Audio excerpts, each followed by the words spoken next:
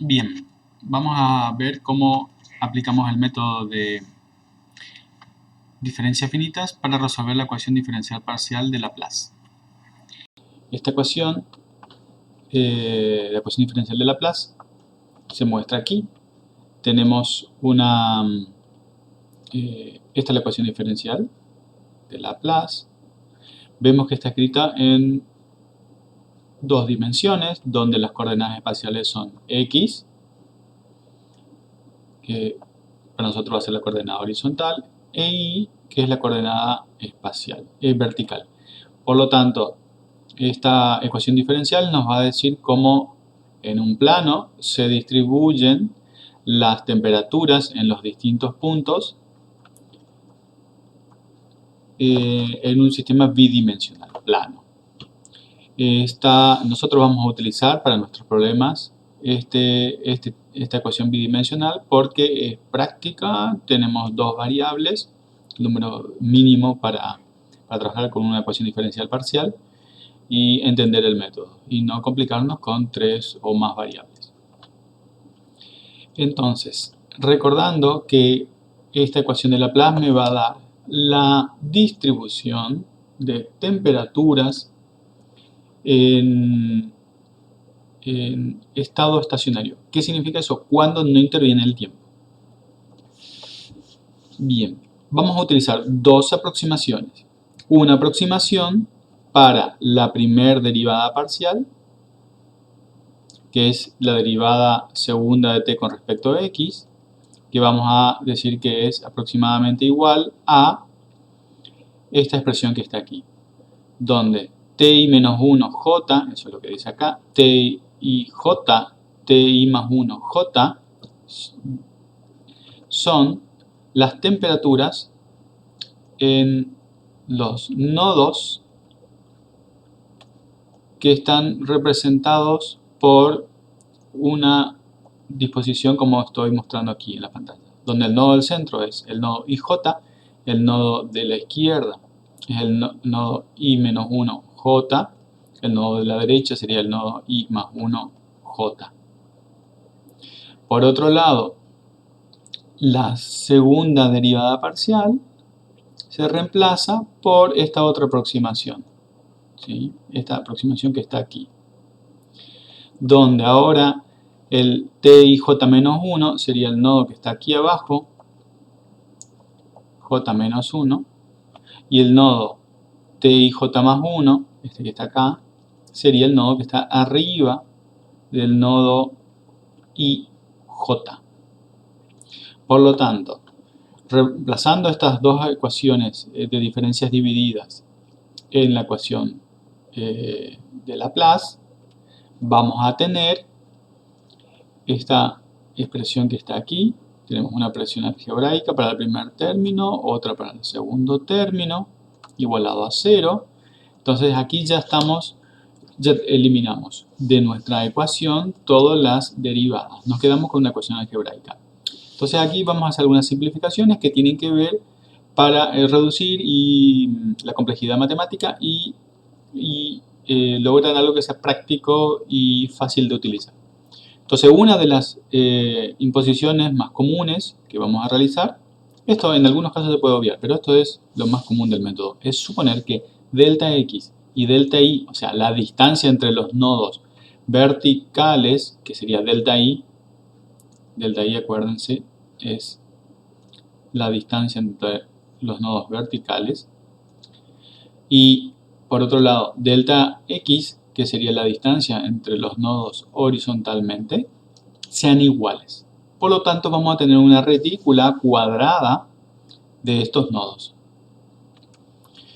Si yo puedo hacer esto, puedo sacar un denominador común, delta x al cuadrado, y luego multiplico ambos miembros por delta x al cuadrado. De esta forma, elimino delta x al cuadrado de la ecuación. Y lo que me queda es lo que está aquí abajo. Reordenando esta ecuación, agrupando términos de tal forma de agrupar variables, tengo esta ecuación que está aquí abajo, que es la ecuación general de un nodo interior por diferencia finita para la ecuación de Laplace. Fíjense, esta es la forma más común de escribir la ecuación. Hay otra forma de escribir la misma ecuación, dividiendo todo por 4. de tal forma que este último término me quede 1, y hay veces que este último término lo escribimos primero o lo escribimos en el segundo miembro, no importa. Todas las versiones son equivalentes y la más práctica es escribirla para mí de esta forma, donde todos los coeficientes son enteros. Una vez obtenida esa ecuación general de un nodo interior, vamos a ver cómo se aplica, con un ejemplo numérico muy simple. Primero tenemos que recordar que para resolver un problema de ecuaciones diferenciales parciales, como este de la ecuación de Laplace, es un problema de condiciones de frontera, de valores de frontera. Por lo tanto, necesitamos conocer cómo va a ser la condición de contorno o condición de frontera. Nosotros vamos a tratar principalmente con dos tipos de condiciones de contorno, las de Dirichlet y las de Neumann. Y vamos a mostrar para nuestro ejemplo cuáles son las condiciones utilizando condiciones de Dirichlet, que son las de valor especificado. Vamos a considerar una placa plana, como esta que está aquí, cuadrada, y vamos a intentar resolver para conocer la distribución de temperaturas dentro de esta placa, sabiendo que el contorno izquierdo está a 75 grados, el derecho a 50, el inferior a 0 y el superior a 100 grados Celsius. Entonces, tenemos nuestra pregunta, conocer el campo de temperaturas dentro de la placa en estado estacionario. Por lo tanto, ¿qué significa eso? No vamos a tener en cuenta la variable tiempo y, dicho en otras palabras, vamos a suponer qué pasa con la distribución de temperaturas en esta placa cuando el tiempo es excesivamente grande, o sea que cuando transcurrió mucho tiempo desde que se plantea el proceso, tal que el tiempo se puede considerar que tiende a infinito. Entonces, lo que buscamos es esta función que me describe la temperatura f en función de las coordenadas x y las coordenadas y. Esta es la función que estamos buscando. Como es un método numérico, nosotros no vamos a tener una función analítica, sino que vamos a tener una función numérica. Ahora, lo que hacemos para aplicar el método de diferencias finitas es dividir o discretizar el dominio del problema, o sea, esa placa cuadrada, en nodos. Cada uno de estos puntos son nodos y sobre esos nodos vamos a aplicar la ecuación general, esta que está acá, de un nodo interior. Entonces, si miramos bien esta ecuación, vamos a ver que tenemos una incógnita, 2, 3, 4, 5 incógnitas. Es una ecuación que tiene 5 incógnitas, por lo tanto no puede resolverse individualmente, sino que se tiene que resolver en un sistema de ecuaciones. Deberemos plantear una ecuación para cada uno de estos nodos. Esta ecuación se llama de un nodo interior, por lo tanto es fácil darse cuenta que ese nombre proviene de que se aplica para un nodo interior. Y un nodo interior es aquel nodo que tiene 4 vecinos. Cuando un nodo entonces tiene 4 vecinos, podemos decir que esto es un nodo interior. La forma de enumerar los nodos puede ser esta que está aquí, donde el primer subíndice me dice el índice de la columna, la segunda fila me da el segundo índice me da información de la fila, ¿sí? Por eso tenemos esta numeración que está aquí.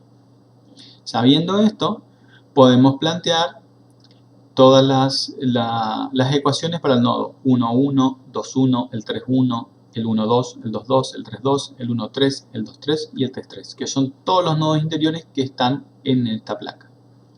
Por otro lado, nosotros dijimos que los nodos del contorno izquierdo estaban a 75 grados, que los del contorno derecho estaban a 50 grados, del contorno inferior estaban a 0 grados y la del superior a 100 grados. Fíjense, esta es la información que tenemos aquí, en este dibujito.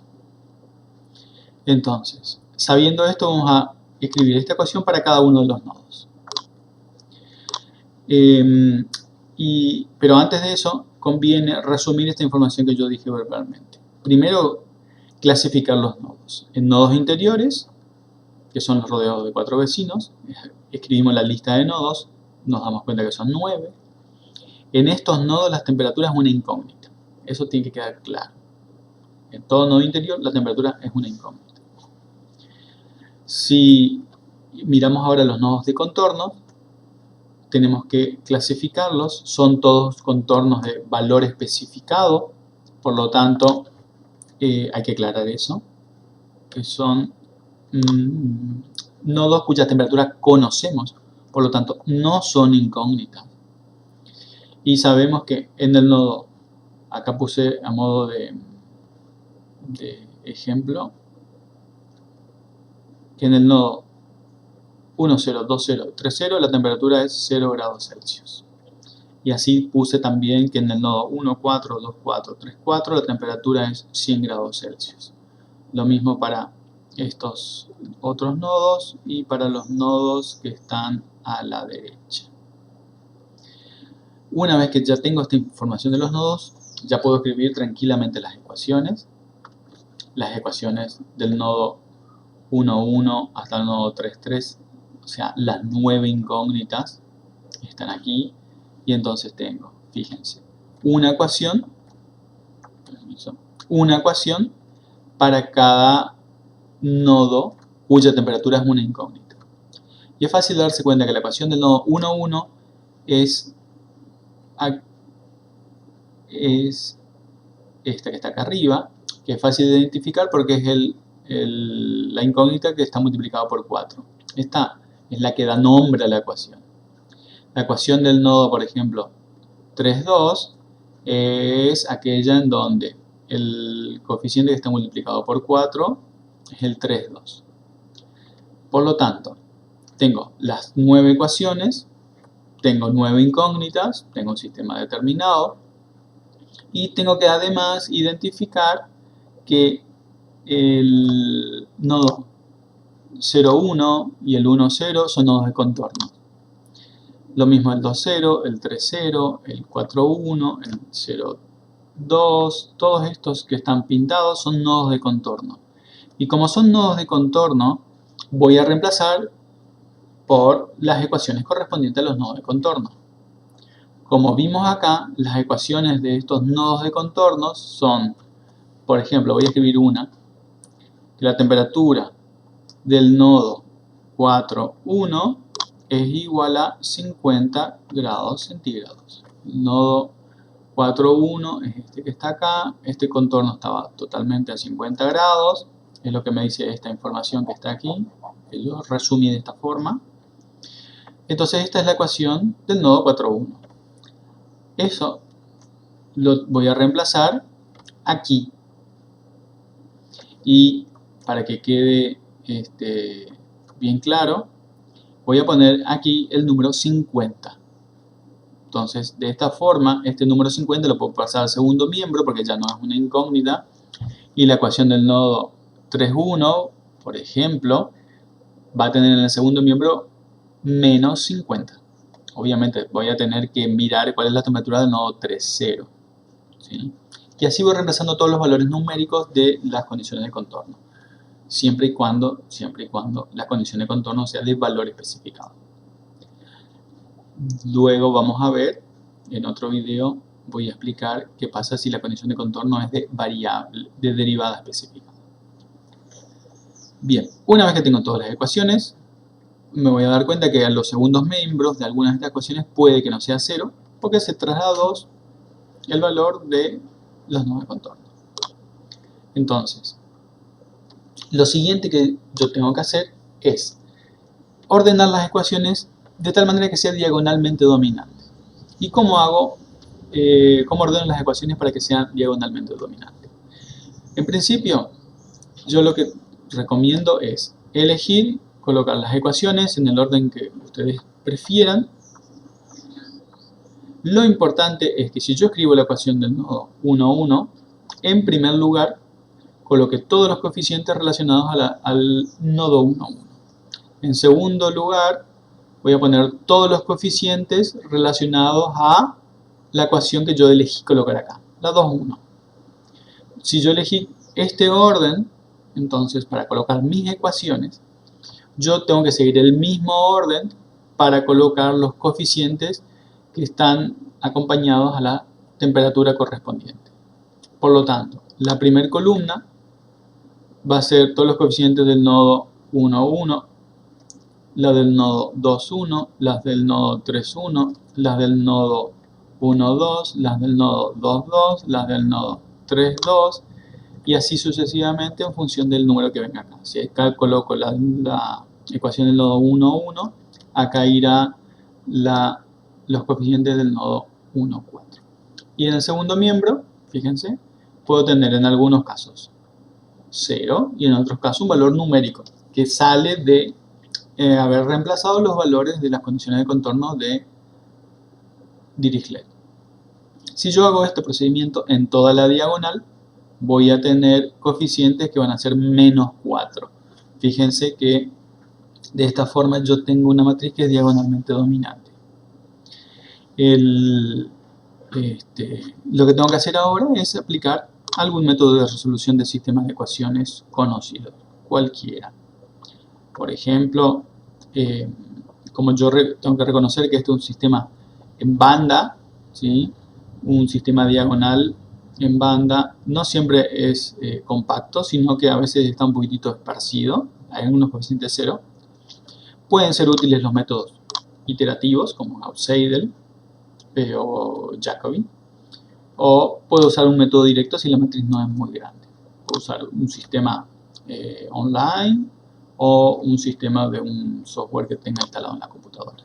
Y así, como solución, voy a obtener los valores de las incógnitas. Y es interesante darse cuenta que las incógnitas aquí son los valores T11, T21, T12, todos los valores de las temperaturas dentro del nodo. Bueno, la bibliografía que nosotros recomendamos para este tema es el Chapray Canale, y también aquí hay una adicional que agregué, que es el del proyecto Descartes.